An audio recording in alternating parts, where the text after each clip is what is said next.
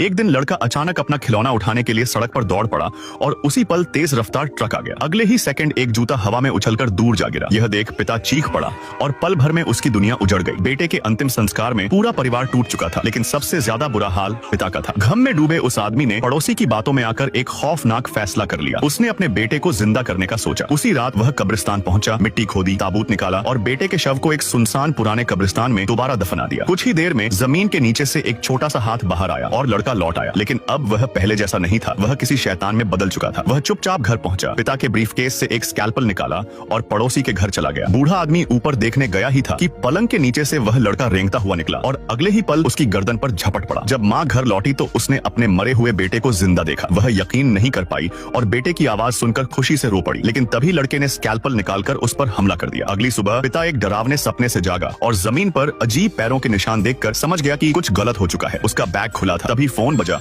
और रिसीवर से बेटे की आवाज आई, डैडी मेरे साथ खेलने आओ। निशानों का पीछा करते हुए वह ट्रैंक्विलाइजर लेकर आगे बढ़ा। तभी अचानक छत से उसकी पत्नी की लाश नीचे गिरी और ऊपर से लड़के की हंसी गूंजने लगी। वह पिता पर टूट पड़ा और उसे काट लिया। मजबूर होकर पिता ने ट्रैंक्विलाइजर इस्तेमाल किया और लड़का शांत हो गया। उसी पल उसे एहसास हुआ कि यह उसका बेटा नहीं है। दर्द में टूटे उस आदमी ने घर पर पेट्रोल डालकर आग लगा दी और पत्नी की लाश लेकर चला गया, लेकिन उसका गम खत्म नहीं हुआ। वह फिर कब्रिस्तान पहुंचा और आधी रात ठीक 12 बजे उसकी पत्नी भी लौट आई। यह कहानी सिखाती है कि जिंदगी और मौत ईश्वर के नियम है और मरने वालों की आत्मा को शांति से जाने देना ही सबसे सही रास्ता है।